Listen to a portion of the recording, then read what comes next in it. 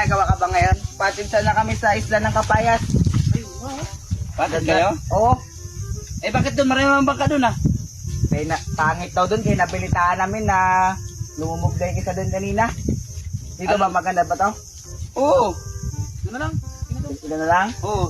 Sige. O sige, sakto doon. Kaayos ko lang. O, presto kayo. Sakay na kayo. Dito na ako. Diyan kayo? Dito na ako. Tunga na.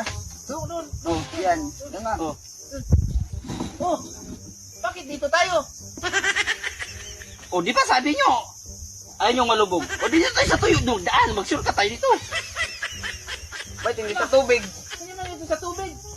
Eh, sabi nyo, ayaw nyo malunod. Paano tayo makalakad? Ayaw nyo lumubog. Eh, dito nga tayo magdaan sa walang tubig para hindi kayo malunod. Ano ba yung mga utak nyo? Ay, Ayos kayo.